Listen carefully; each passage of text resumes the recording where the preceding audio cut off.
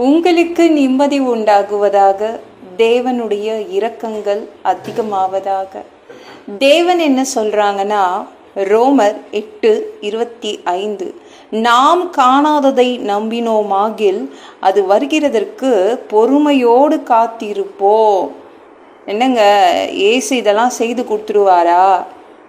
இப்படி செய்திருவாரா? அப்படி செய்திருவாரா? ஜெபம் பண்ணி பண்ணி காத்துட்ருக்கேன், அவர்கிட்ட பேசி பேசி காத்துட்ருக்கேன், நம்பிக்கை வச்சு வச்சு காத்துட்ருக்கேன்றீங்கள. செய்வாருங்க, பொறுமையாக இருங்க, கண்டிப்பாக செய்வார்.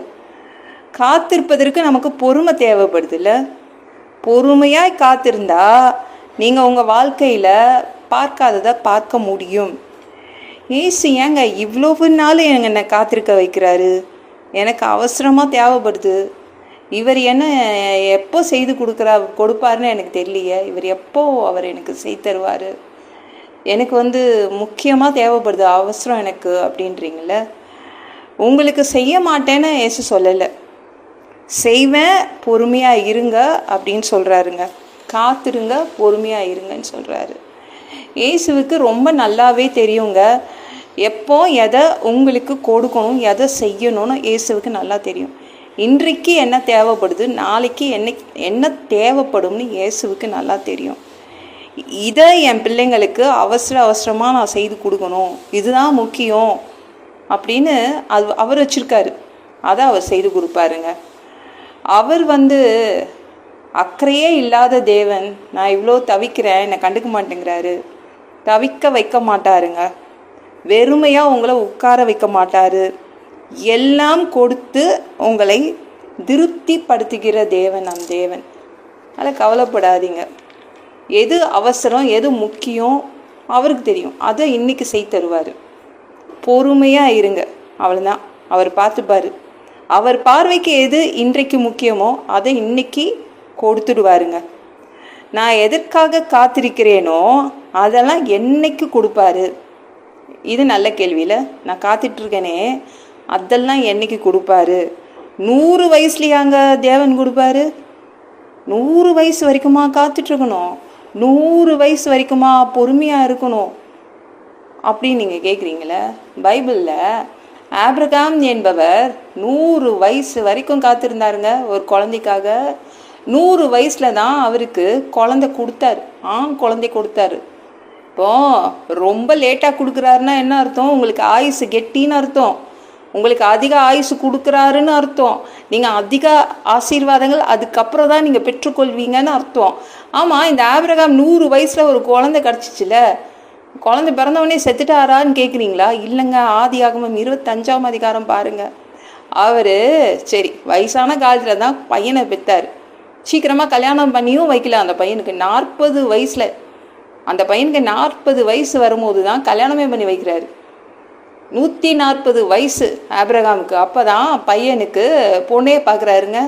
பார்த்துக்கோங்க எவ்வளோ பொறுமையாக இருந்திருக்காரு பாருங்க.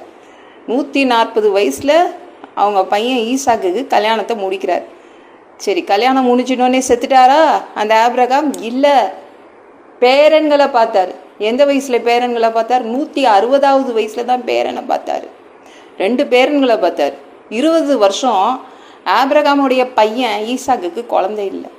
160 வயசில் தான் இந்த ஆபிரகாம் அவர் பேரன்களை பார்த்தார்.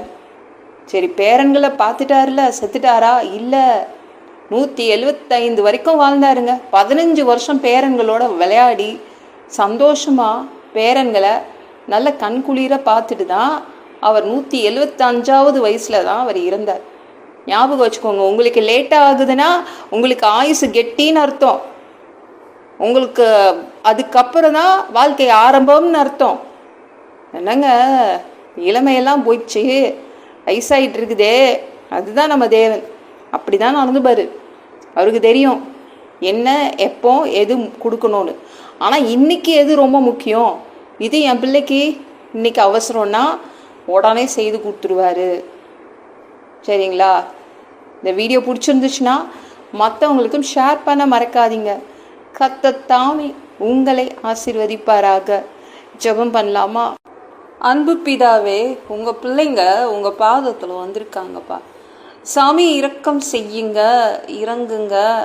அப்பா உங்கள் பிள்ளைங்க பொறுமையாக காத்துட்ருக்காங்க, உங்களுக்காக காத்துட்ருக்காங்க. அவங்க இதெல்லாம் பார்க்கணும் அதெல்லாம் பார்க்கணும்னு நினைக்கிறாங்க. அதெல்லாம் நீங்கள் உங்கள் பிள்ளைங்களுக்கு கரெக்டான டைம் கொடுத்துடுவீங்க. ஆனால் இன்றைக்கு எது அவசியமோ, எது அவங்களுக்கு ரொம்ப முக்கியமாக அதை கொடுத்துட போகிறீங்க. அதற்காக நன்றி. எல்லா பொல்லாத பிசாசுகள், ஏவல்கள், மந்திரங்கள், தற்கொலை ஆவிகள், பயத்தின் ஆவிகள், பலவீனப்படுத்துகின்ற ஆவிகள் எல்லாம் இயேசு என்ற பெயரினை கொண்டு துரத்துகிறேன். ஓடிப்போ. உங்கள் பிள்ளைங்களை ரத்த கோட்டிக்குள் மறைச்சிக்கோங்க. பரிசுத்த ஆவியால் இருப்புங்க. ஞான ஸ்நானம் எடுக்கணும். உங்கள் பிள்ளைங்க ரட்சிப்பீராக. இயேசுவின் காயப்பட்ட தழும்புகளால் எல்லா வியாதிகளும், எல்லா பலவீனங்களும், கேன்சர் போன்ற வியாதிகளும் சரியாகுவதாக, மரணப்படுக்கைகள் சரியாகுவதாக, பரம்பரை வியாதிகள் சரியாகுவதாக. சாமி உமக்கு நன்றி. மனுஷனாக பிறந்தா ஜீவ புஸ்தகத்தில் பேர் இருக்கணும். அப்படி இல்லைன்னா அந்த மனுஷனை பிடிச்சி நரகத்தில் தள்ளிடுவீங்க. தீ எரிக்கிற இடத்துல எப்படி போய் வாழ்கிறதுப்பா?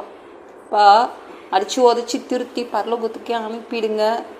கழுவப்படாத பாவங்கள் எங்ககிட்ட இருந்துச்சுன்னா அதை உங்கள் ரத்தத்தை கொண்டு கழுவி எங்களை பரலோகத்துக்கே அனுப்பிடுங்க. எந்த ஒரு இமைப்பொழுது நீங்கள் வருவீங்கன்னு இயேசுவை வணங்கி வணங்கி காத்துட்ருக்கோம். சுத்தமாக வாழ்ந்து காத்துட்ருக்கோம்.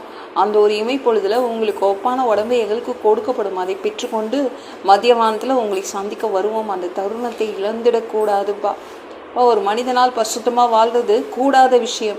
அதற்கு கூட உங்கள் உதவி கேட்டு தான் வந்து நிற்கிறோம் அப்பா. 7 வருடம் அந்தி கிறிஸ்து ஆட்சியில் விட்டுட்டு போயிடாதீங்க. 7 வருடம் பிசாசு நடத்தும் ஆட்சியில் விட்டுட்டு போயிடாதீங்கப்பா. 3வது தடவை கூட இந்த பூமிக்கு வருவீங்க. 1000 வருடம் இந்த பூமியை ஆட்சி செய்வதற்காக வருவீங்க பா. அந்த பொற்காலத்தை பார்க்க ஆசைப்படுறோம். எல்லாவற்றையும் ஒப்பு கொடுக்குறேன். இயேசுவின் மூலம் ஜெபம் கேளும் பிதாவே, ஆமென். நாளைக்கு பார்க்கலாம்.